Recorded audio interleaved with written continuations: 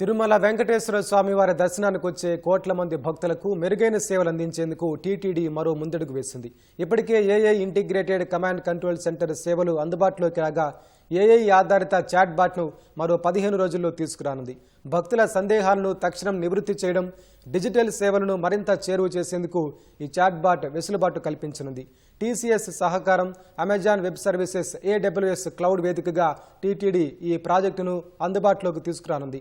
ప్రస్తుతం TTD call సెంటర్లు, ఈమెయిల్లు, సామాజిక మాధ్యమాల ద్వారా భక్తులు పెద్ద ఎత్తున వినతులు, ప్రశ్నల రూపంలో సంప్రదిస్తున్నారు.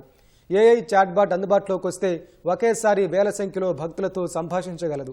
దేశంలోని వివిధ రాష్ట్రాల నుంచి వచ్చే భక్తుల సౌకర్యార్థం 13 భారతీయ భాషల్లో సేవలందించనుంది. దర్శన టికెట్ల బుకింగ్ ప్రక్రియలో మార్గనిర్దేశం చేయడం సహా రియల్ టైం సమాచారం అందిస్తుంది. టైప్ చేయడమే కాకుండా speech to text, text to speech వంటి ఆధునిక ఫీచర్లు ఇందులో ఉంటాయి. ఇందుకు ఏటా 50 లక్షల వ్యయం కానుంది.